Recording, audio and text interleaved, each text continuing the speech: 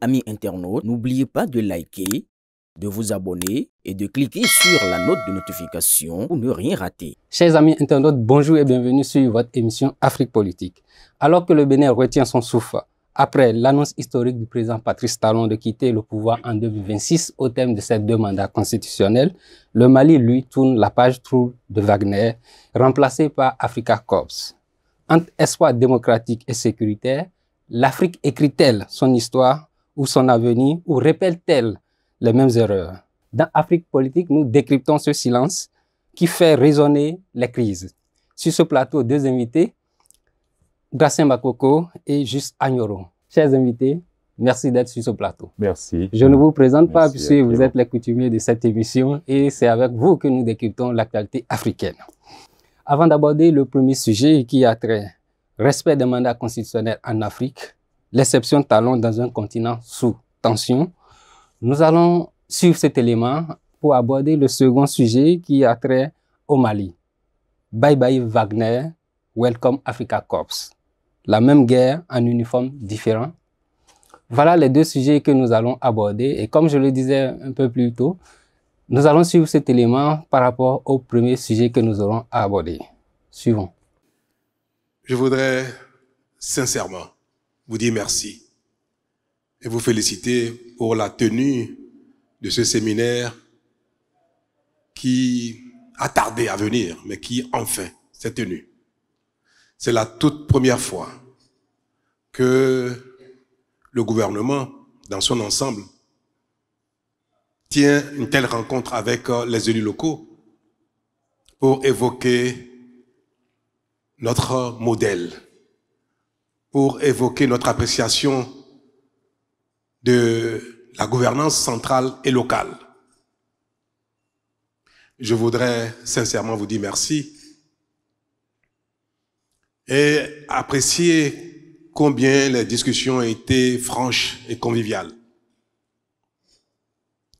Je ne m'attendais pas moins, mais j'ai été vraiment surpris par la qualité de nos échanges, la franchise et la convivialité qui a surtout prévalu à la tenue de cette heure. Je veux vous rassurer que tout ce qui a été dit a été bien noté et que dans le courant de la semaine prochaine, un séminaire gouvernemental sera tenu pour évoquer en détail tout ce qui a été exprimé par les élus.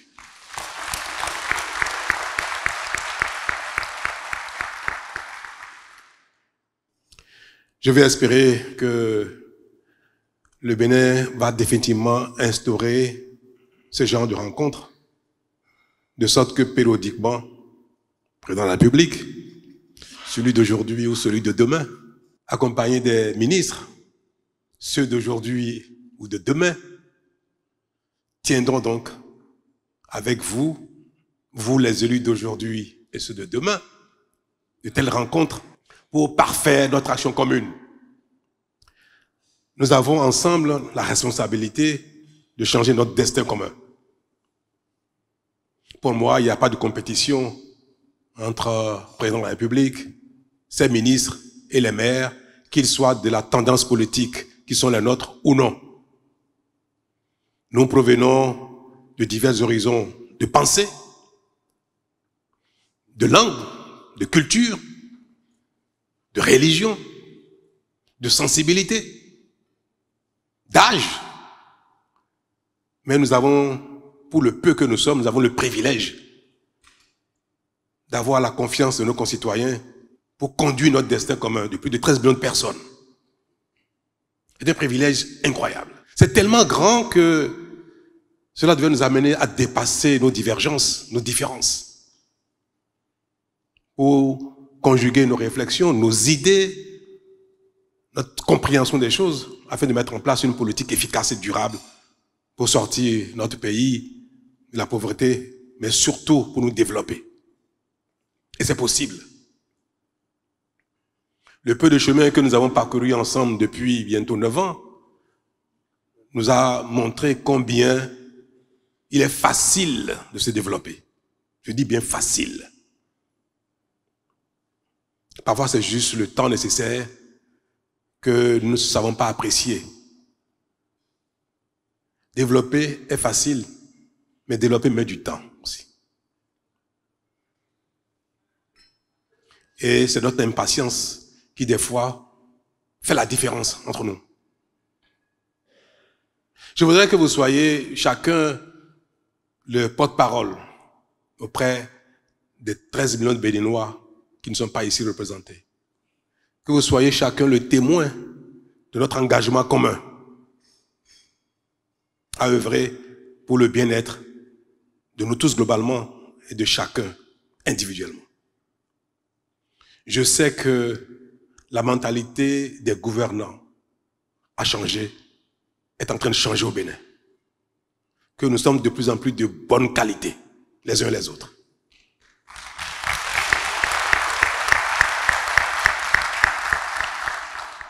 Je sais que nos travers du passé ne nous caractérisent plus. Que ce passé est vraiment derrière nous. Je sais que nos railleries actuelles sont faites pour nous exalter dans la bonne conduite de notre mission. Mesdames et messieurs, je crois que je n'aurai plus l'occasion d'avoir une telle rencontre avant de passer la main.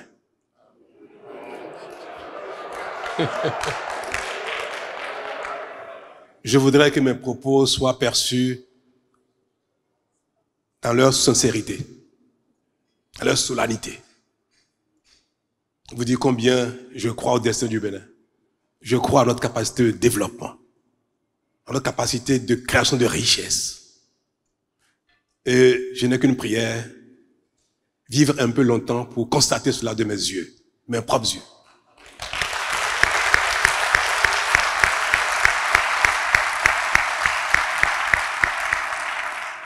Que Dieu bénisse le Bénin, vous bénisse. Merci beaucoup. Nous sommes de retour sur le plateau pour aborder ce premier thème, respect des mandats constitutionnels en Afrique, l'exception talon dans un continent sous tension. Dans un contexte africain où les tentatives de modification constitutionnelle pour prolonger les mandats présidentiels sont récurrentes, quelle est la portée de cette déclaration et quel est le message que cela envoie au reste du continent? Monsieur Makoko, vous qui êtes un juriste et consultant international, qu'est-ce que vous pensez de ce que nous allons nous suivre? Merci, monsieur le journaliste. Vous avez pu constater avec moi qu'il a fallu au président Talon d'affirmer et de réaffirmer qu'à partir de 2026, il quitterait le pouvoir. On devrait s'interroger sur l'opportunité de pareille déclaration. Pourquoi un président de la République qui est élu sur la base des textes constitutionnels qui ont prévu qu'il ferait 2 mandats, pourquoi il se trouve obligé d'affirmer et de réaffirmer qu'il quitterait le pouvoir? En réalité, il y a un problème qui se pose et vous avez bien mentionné cela dans vos propos introductifs.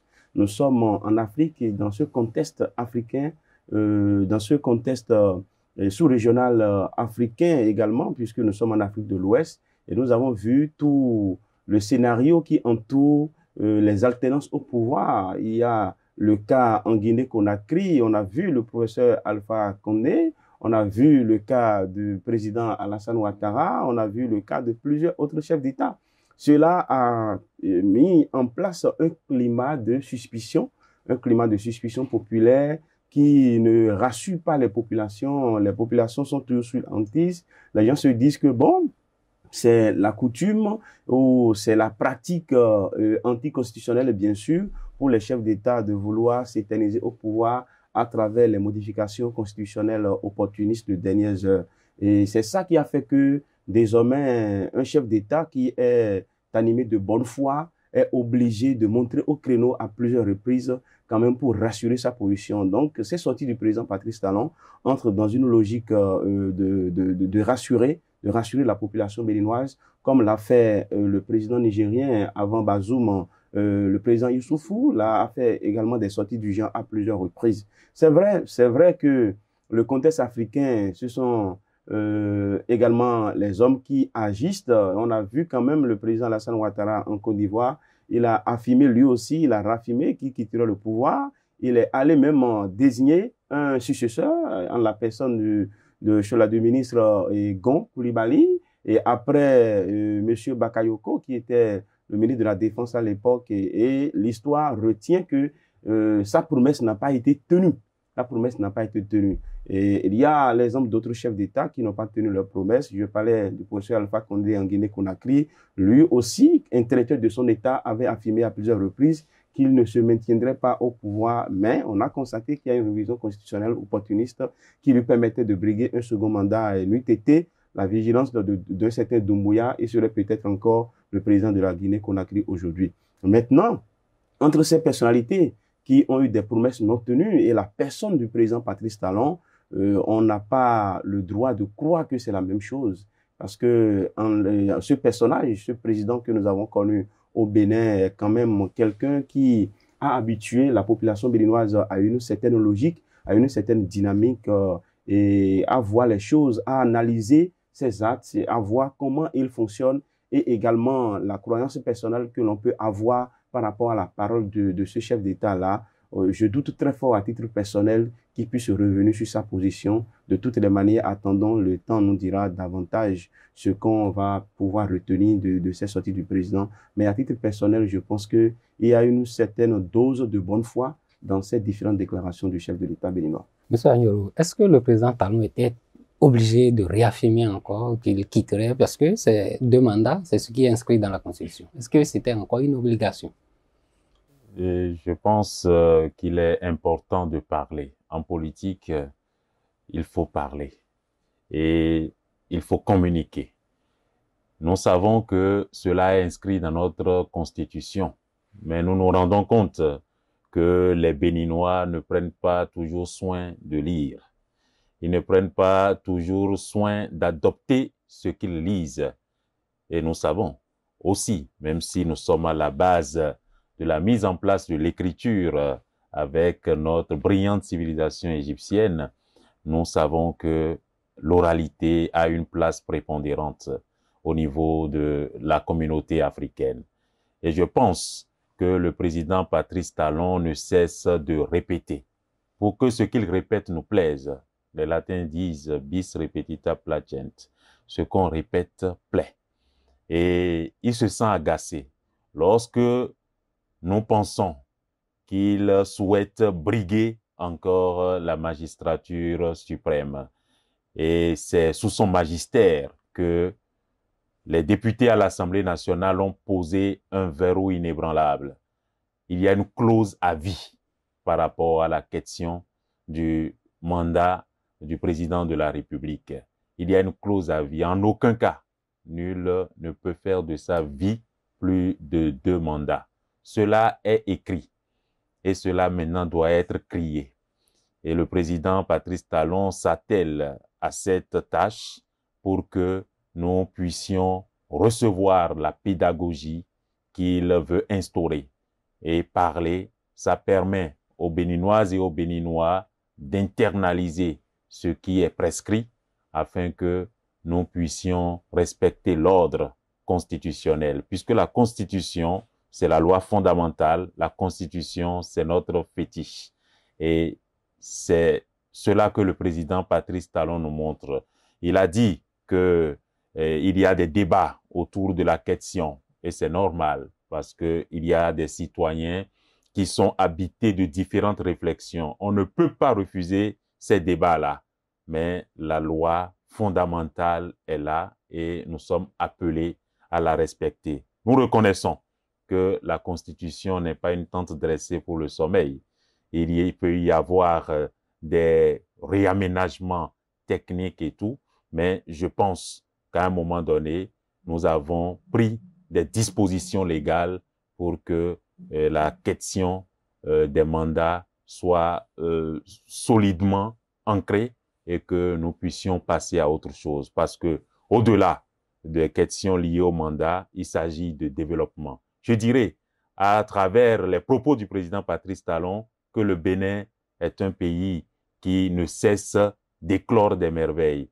Au-delà du renouveau démocratique qui a pris sa source au Bénin, nous participons aujourd'hui au renouveau éthique. Et le président Patrice Talon en est l'artisan en chef. Oui, l'artisan en chef et puis le père du système partisan. En quoi cette annonce est une exception dans le contexte africain? Nous savons que le contexte africain est caractérisé par le non-respect de la parole donnée. Et nous avons remarqué tout à l'heure, M. Makoko parlait de la Guinée-Conakry. Nous avons vu Alpha Condé qui a été soutenu d'ailleurs par l'ambassadeur russe. C'est ce qui est étrange parce que l'ambassadeur russe dit bien que ce n'est pas la constitution qui s'adapte aux réalités, mais ce sont les réalités qui doivent s'adapter aux constitutions. Et cela a incité Alpha Condé à lancer un référendum et à pouvoir se repositionner. Mais c'est quelque chose qui existe. Il y a eu des tentatives. Nous prenons le cas, par exemple, du Malawi. Avec le président Moulouzi, il y a eu cette tentative qui a existé. Mais là, ce qui a pu freiner cette tentative, c'est le contrôle institutionnel. Et nous avons vu le Malawi qui a tenté cela, mais ils se sont rappelés des 30 années autocratiques du président Banda et il y a eu un contrôle institutionnel fort pour pouvoir dompter l'initiative du président malawite. Et nous avons le cas de la Zambie avec Edgar Mungu, paix à son âme, et qui a tenté aussi d'instaurer cela, mais ce n'est pas par rapport au mandat constitutionnel. Il a voulu un autre réaménagement par rapport à la nomination des juges. Mais les gens savaient que s'ils concentraient ce pouvoir au niveau du président, cela conduirait à des dérives. Alors, cela a été bloqué. Il y a beaucoup de pays qui ont pu évoluer et qui ont pu montrer leur majesté en démocratie. Et nous voyons bien le cas du Botswana où la démocratie respire et transpire et le développement. Donc, et c'est grâce à ces alternances, c'est grâce à ces changements que nous obtenons tout cela. Et le Bénin est vraiment, tient le lead par rapport à tout ça et nous serons encore fiers de savoir que cela est perpétué. Nous tenons le lead comme le Ghana, le Nigeria, mais du côté du Sénégal, il y avait eu une tentative avec Macky Sall, mais aujourd'hui, quels sont les facteurs qui influencent le respect ou le non-respect des mandats constitutionnels par les dirigeants africains? Bon, sur cette question, je pense que la question du respect du mandat n'est plus une question de droit, c'est une question de psychosociologie, c'est une question d'ordre éthique. Parce que, qu'ils vous souviennent, aux États-Unis, la Constitution américaine, au départ, n'avait pas prévu une limitation des mandats présidentiels. Et on a constaté que chaque président qui venait à présider à la destinée des États-Unis faisait au plus 1 ou 2 mandats et il quittait. Il demandait à ce que d'autres viennent faire leur expérience. Et on voit là qu'il y a une sorte de culture démocratique. La culture démocratique est un élément très important. On va citer les pays les plus démocratiques sur le continent africain aujourd'hui. On ne peut pas occulter l'île Maurice. Il n'y a pas de limitation de mandat en île Maurice, mais on a constaté quand même qu'il y a une sorte de fluidité à la tête. Il y a de l'alternance au sommet de l'État. Donc, cette question, je relève en réalité de la culture démocratique. Quelle est la part que nous consacrons aujourd'hui en tant qu'Africains à la notion de la parole donnée en politique? Parce que ce n'est pas la parole donnée tout court. La parole donnée en politique, quelle est sa valeur? Maintenant, on peut imaginer la chose sous d'autres angles. L'angle, par exemple, de la prudence. Parce que la politique africaine est faite d'intrigues, est faite de manœuvres politiciennes. Et tout cela fait que un président de la République qui s'est pris pour Dieu dans un passé très récent, lorsqu'il sent la fin de son mandat arriver, il est animé peut-être de la peur. Il se dit que bon, il a fait tellement de choses là, il a posé beaucoup de pas qui ne sont pas bons et que les gens risquent de lui rentrer également dedans pour utiliser une expression courante. Et là, il y a la peur qui amène certains chefs d'État à s'accrocher au pouvoir. Vous voyez que lors de l'alternance, avant les élections au Mali, et je dis Mali au Niger, les élections présidentielles, le passage entre Youssoufou et Bazoum, on a constaté que le président Youssoufou avait organisé un grand colloque scientifique à Niamey. Et il y a l'un des intervenants, le président Goodluck Jonathan du Nigeria. Et lorsque le président Goodluck Jonathan exposait les motifs qui lui paraissaient, lui, chef d'État africain, d'accord, comme des raisons explicatives de la volonté de s'éterniser au pouvoir en Afrique. Il disait quand même que nos lois et nos populations travaillent trop à donner un statut de Dieu au chef d'État. Si bien que, à la fin de leur mandat, ils craignent de retomber dans la banalisation. Et quelqu'un que vous avez pris pour Dieu, et en réalité pour, comment on appelle, le roi dans l'ancien temps, c'est qu'il va quitter le pouvoir, il va marcher. Vous vous souvenez très bien, lorsque le président Bounyaï a passé le pouvoir au Bénin ici, tous les policiers qui étaient devant sa maison, il y avait beaucoup de privilèges qui lui étaient retirés. Normalement, cela est normal. Mais le contexte africain de la déification des chefs d'État, on parle de paix de la nation, il est le plus puissant, quelqu'un qui a la possibilité de nommer tout le monde aux hautes fonctions de l'État, de procéder à beaucoup de nominations. Tout le monde s'incline devant lui, les intellectuels, les femmes, les jeunes, parce que chacun est à la recherche de quelque chose auprès du chef de l'État. Quand cette personne-là se trouve à la fin du mandat, il y a cette crainte-là qui anime. Mais je dis une fois encore que c'est parce que nous n'avons pas la culture démocratique que d'une part, nous procédons à la déification de nos chefs et que c'est pour cette même raison que d'autre part, les chefs animés par cette peur-là arrivent à s'accrocher au pouvoir. Maintenant, au-delà de tout cela, il y a un élément qu'on occulte. Quand je prends un État comme la France a organisé la sortie des chefs d'État. Parce que nous n'allons pas quand même occulter cette dimension.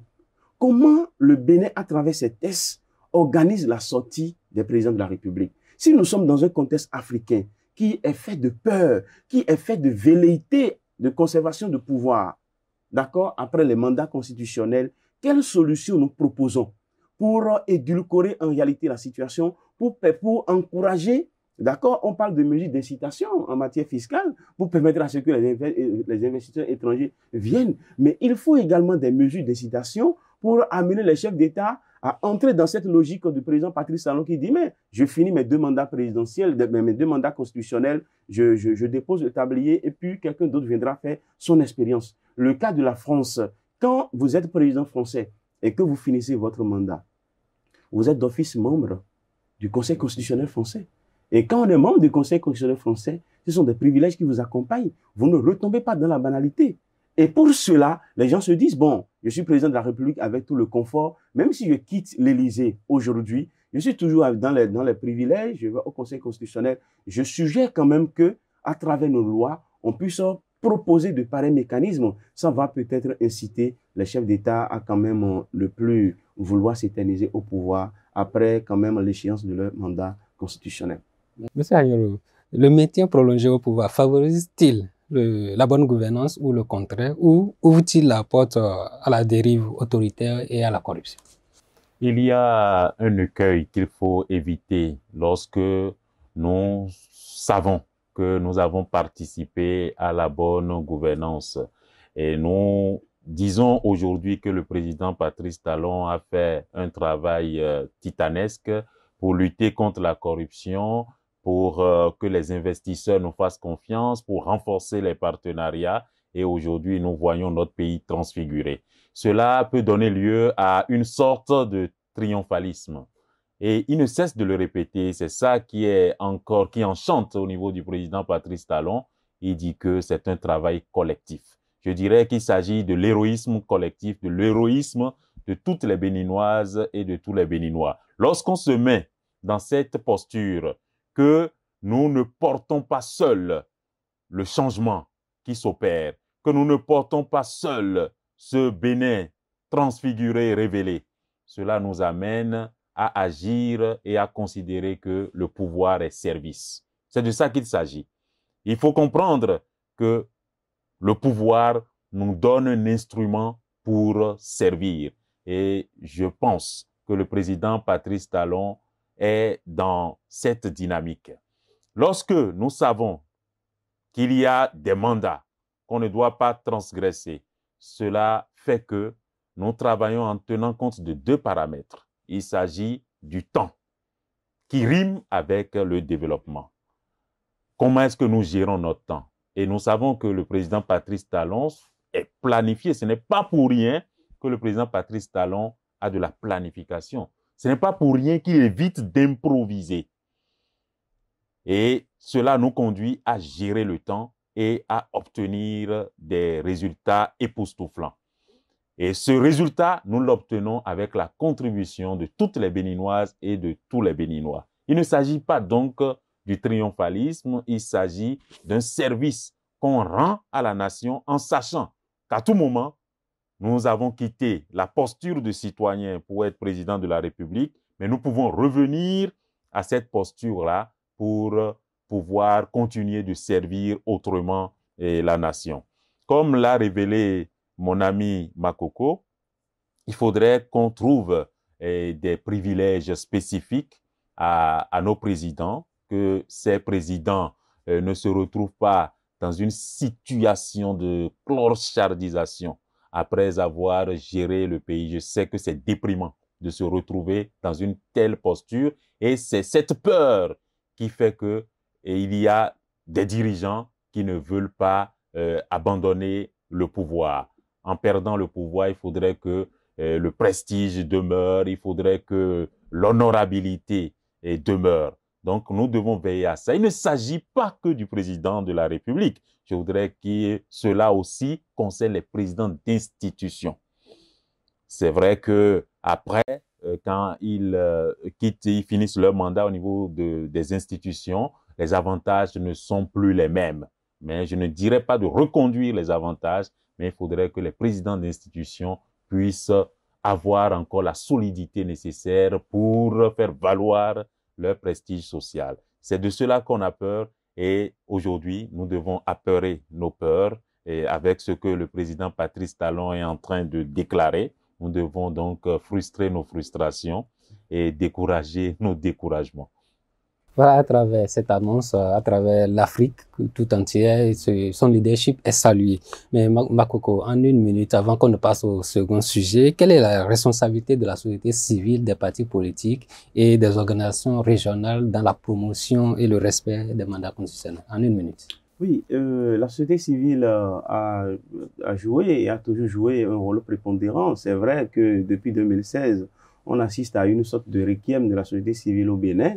Mais il n'en demeure pas moins vrai qu'avant 2016, cette société civile béninoise a beaucoup lutté.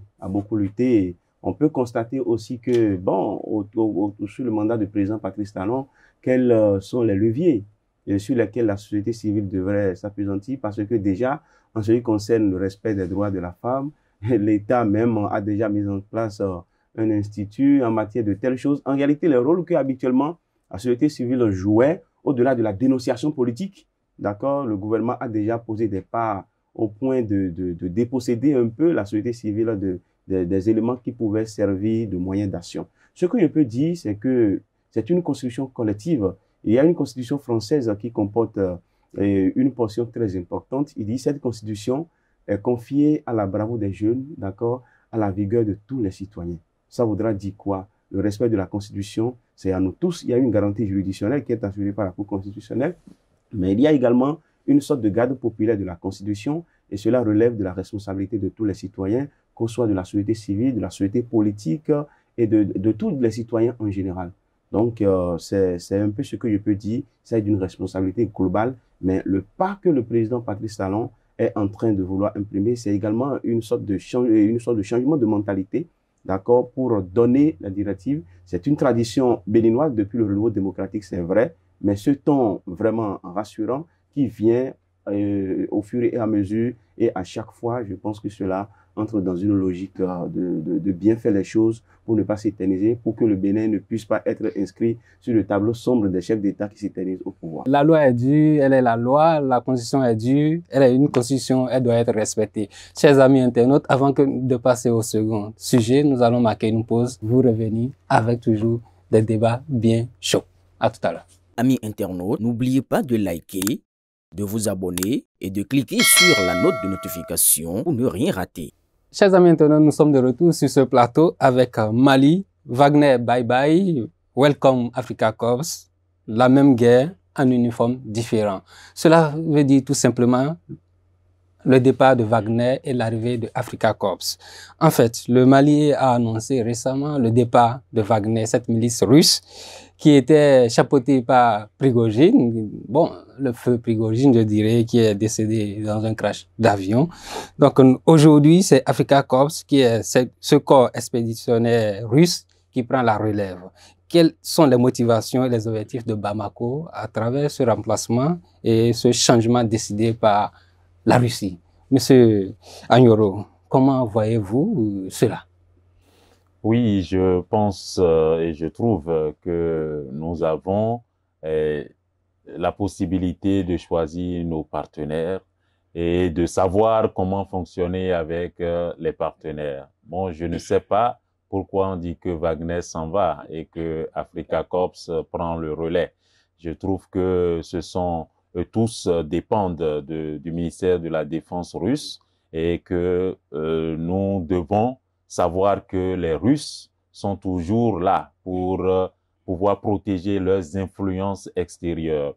Donc, nous savons que le Mali regorge d'énormes ressources minières et pour la sécurité, je ne sais pas quelle est la contrepartie attendue par les Russes, mais nous savons que lorsque l'intérêt s'accroît pour protéger un pays, cela veut dire qu'il y a des richesses qui sont là et qui constituent la motivation profonde au niveau de la coopération. Mais la réflexion revient. Il faudrait que nous puissions réfléchir à la façon dont nous allons nous prendre en charge. Parce qu'on parle d'Africa Corps, géré par des Russes, et Africa, c'est porté, ce sont des Russes, ce sont des gens qui viennent d'ailleurs pour assurer notre sécurité. Ce qui est lamentable, c'est encore la création de ces États et du Sahel qui opèrent une rupture avec la CEDEAO. J'espère que la diplomatie qui a été mise en branle afin que nous puissions retrouver l'unité perdue, cette diplomatie puisse payer pour que nous puissions trouver des solutions maison. C'est de ça qu'il s'agit. Il faut trouver des solutions maison. Donc, nous voyons que ce groupe paramilitaire est mis en branle. Avant, Africa Corps s'occupait de Bamako jusqu'au centre du Mali, mais aujourd'hui, le nord était occupé par les Wagner, mais aujourd'hui, Wagner semble, c'est ce que je peux dire, s'éclipser pour laisser toute la place à Africa Corps. Mais lorsqu'on dit Africa, il faudrait que nous puissions savoir que c'est l'Afrique qui doit prendre les choses en main. Africa Corps, ça devait être porté par un groupe africain, mais cela, c'est un groupe russe, paramilitaire russe. Alors cela surprend. Nous devons cesser de nous infantiliser. Et là encore, le président Patrice Talon a fait fort parce qu'il avait, en 2018, parlé donc de la création du fonds de sécurité pour lutter contre le terrorisme. Mais sa proposition n'a pas été prise en compte. Ça aurait été le début d'une coopération vivifiante, le début d'une prise de responsabilité, mieux, d'une co-responsabilité par rapport à la question du terrorisme. Et voilà, encore là, le Bénin brille à travers ces propositions. Vivement, vivement que nous puissions trouver à un moment donné le socle qui nous unit pour que nous puissions prendre en charge tout ce qui concerne nos questions sécuritaires pour éviter d'être réifiés, chosifiés, afin que nous puissions être considérés dans le concert des nations. Monsieur Makoko, on a vu avec l'arrivée en son temps, il y a quelques années, de Wagner, Kidal avait été repris aux rebelles. Après cela, bon, il n'y a plus de réussite, il n'y a que des échecs, des dénonciations, des troubles et puis des massacres. Aujourd'hui, est-ce que l'arrivée de Africa Corps marque un changement de nom ou bien un changement de dynamique sécuritaire? Bon, moi, ce que je peux dire, c'est que quand on parle de panafricanisme aujourd'hui, je crains que l'aboutissement de cette lutte ne soit la cessation de la domination française au profit de la domination russe. Ou des pays de oui, parce que au fond, c'est à croire que il y a une partie de cette confédération qui est en train de travailler en réalité pour l'enracinement de la Russie dans le Sahel et en Afrique en général. au lieu de la souveraineté africaine. Parce que la fin du panafricanisme, l'objectif visé par le panafricanisme, c'est le souverainisme des États. Le souverainisme des États africains. C'est de ça qu'il s'agit. Il ne s'agit pas non, on peut chasser les Français, puisque M. Ayoura l'a dit, les États sont libres de choisir leurs partenaires. Mais le problème est quoi? C'est que le départ de la France ne doit pas être, comment on appelle, substitué par l'enracinement de la Russie. La Russie peut être un partenaire stratégique qui permet, d'accord, à ces États du Sahel de contrer les manœuvres de la France pour les déstabiliser. Là, on est d'accord, mais l'aboutissement, ça doit être la souveraineté du Mali, du Niger et du Burkina Faso.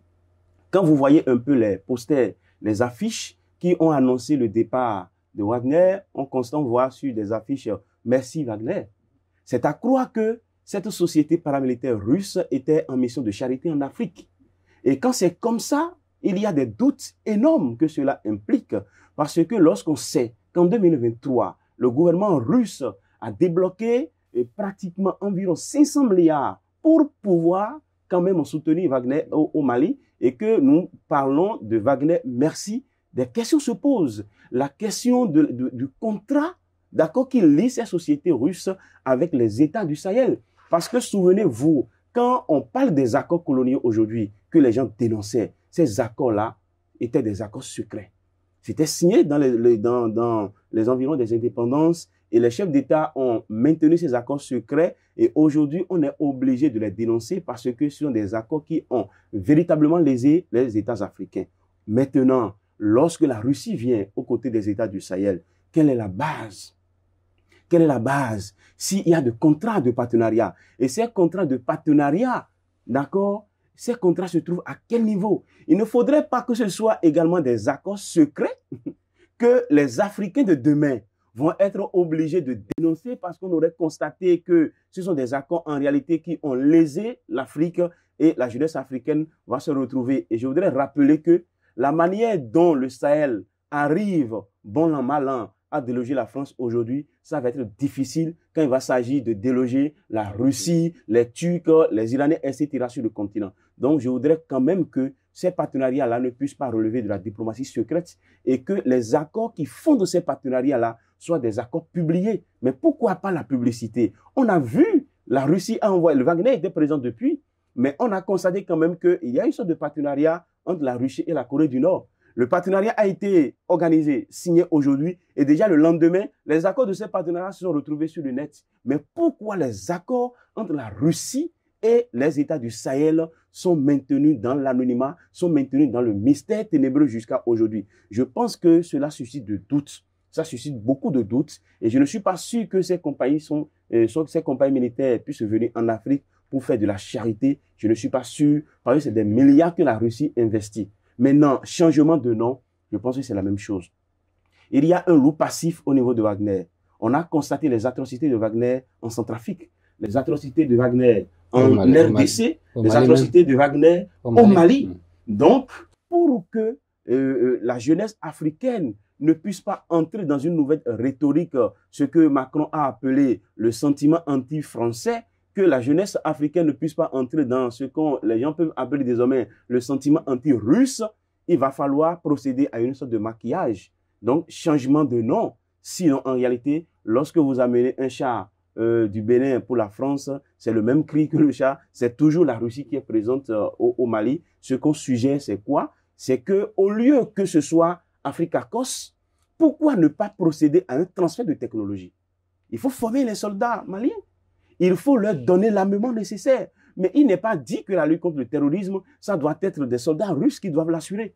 Pourquoi ne pas assurer la technologie si tant est que l'objectif de cette lutte aux côtés du Mali, c'est d'assurer la souveraineté de ce pays? Si c'est le cas, il faudrait quand même que les bases de ce partenariat-là puissent être revues afin que le Mali ne puisse pas rester dans l'éternel assistanat russe. Donc c'est réellement ce que nous devons viser à travers ce partenariat entre le Mali et la Russie. Monsieur Agnoro, quelles peuvent être les perspectives et les défis liés à cette nouvelle coopération au Mali avec Africa Corps?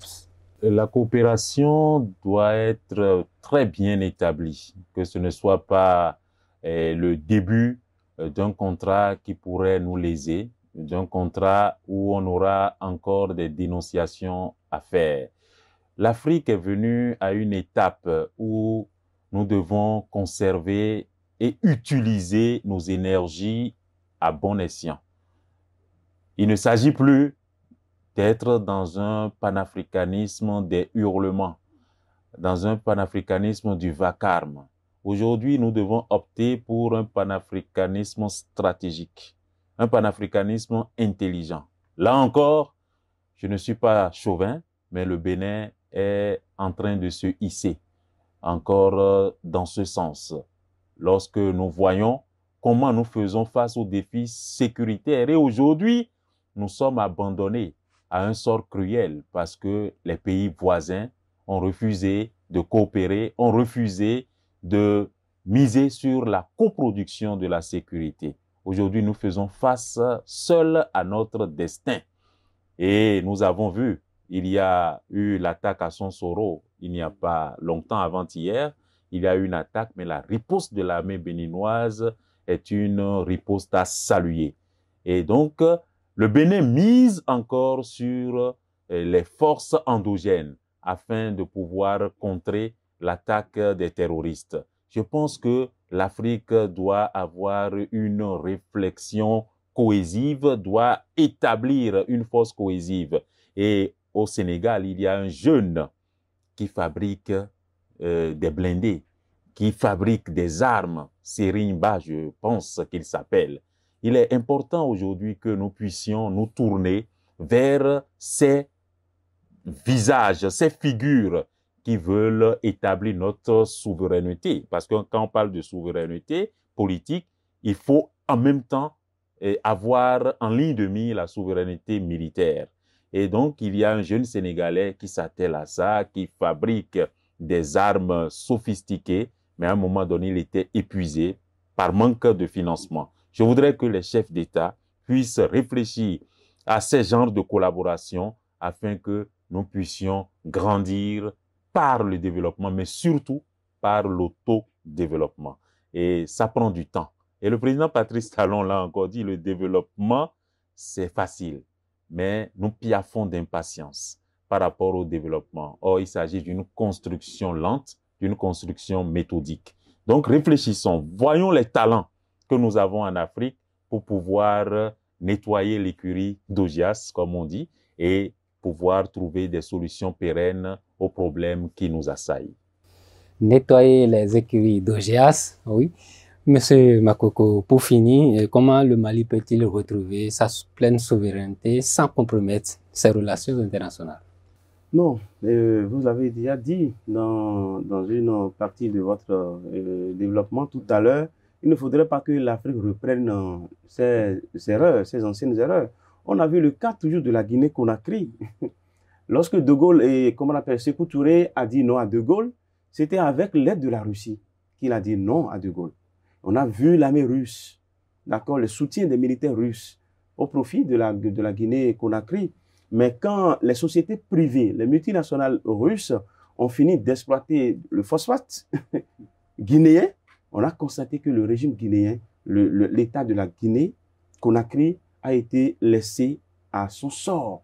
Et on voit également les dégâts jusqu'à aujourd'hui. Il ne faudrait pas que, il faut quand même, c'est ce que je voudrais dire, que le Mali puisse s'inspirer du cas guinéen. Que les gens ne puissent pas viser le fait de contrer simplement la France. Contrer la France, c'est leur choix. L'État malien est libre de mettre fin définitivement à sa collaboration avec la France. Nous, on n'a rien à dire par rapport à ça, puisque nous ne sommes pas maliens. Mais comme il s'agit du destin de l'Afrique, et le destin de l'Afrique est un destin commun, il faudrait quand même que ce qui va être visé soit la souveraineté du Mali. Il ne faudrait pas que la fin de la France soit le début et la continuation de la Russie. Il faudrait que la Russie soit en réalité un partenaire stratégique qui aide le Mali à se débarrasser non seulement de la France si c'est leur vœu, mais surtout des terrorismes, ce qui est obligatoire, d'accord, mais qu'après cela, le Mali puisse rechercher son autonomie organisationnelle, son autonomie militaire, pour que nous ne puissions pas entrer dans ce mythe de l'éternel recommencement. Il ne faudrait pas qu'après on vienne à chasser la Russie Et désormais, ce seraient les Turcs qu'on va appeler au secours. Les Turcs vont venir abuser du Mali et du Burkina Faso. Et ce seraient les Iraniens qu'on va appeler au secours. Cet éternel recommencement ne va pas avantager l'Afrique. Et je crois que ce n'est pas le but du panafricanisme. Ce n'est pas le but du panafricanisme, tout en sachant que Agnoro est un fin panafricaniste. Quel conseil donner à vos amis de l'AES? Pour terminer. Je me dis que nos amis de l'AES doivent faire preuve d'ouverture, que nos amis privilégient le dialogue. Et je vois à travers leurs interventions qu'il y a un désir de s'excuser tout le temps en jetant l'opprobre sur le Bénin. Et nous voulons un monde de splendeur au Bénin, puisque c'est cela que la vision nationale et à l'horizon 2060 prévoit, et que ce monde de splendeur puisse contaminer nos amis de l'AES. Et cela va se faire sur la base de l'ouverture. Senghor le disait si bien, enraciné et ouvert. Et c'est lorsqu'on est enraciné qu'on a la force de s'ouvrir. Lorsqu'on refuse de s'ouvrir, ça veut dire qu'on a un enracinement hors sol. Et je voudrais donc qu'on évite aussi le populisme. La meilleure popularité, ce sont les ambitions du peuple. Et les ambitions du peuple, cela se fait dans l'ordre, dans la discipline, dans une position de serviteur. Et c'est ce qu'on observe au Bénin, vivement que cela puisse être contagieux et que nous puissions véritablement retrouver ce que nous avions, de beau, de majestueux, de vrai et de bon. Que le monde de splendeur rêvé du côté du Bénin soit aussi un monde de splendeur qui se répand à travers l'Afrique. Absolument. Talon impactera-t-il ses autres collègues? Africa Corps changera-t-elle la donne? Chers amis internautes, nous sommes au terme de cette émission. Ces questions cachent une seule urgence, c'est celle d'institutions fortes, libres et d'hommes forts. On en a du côté du Bénin et on en a du côté de l'Afrique. Maintenant, est-ce que ces hommes décideront réellement de passer la main afin que le développement puisse continuer? Parce que seul, on ne peut pas développer un pays. Voilà, on a besoin des autres pour le faire. Chers amis internautes, c'est la fin de cette émission. Prenez le rendez-vous du prochain numéro. À la prochaine.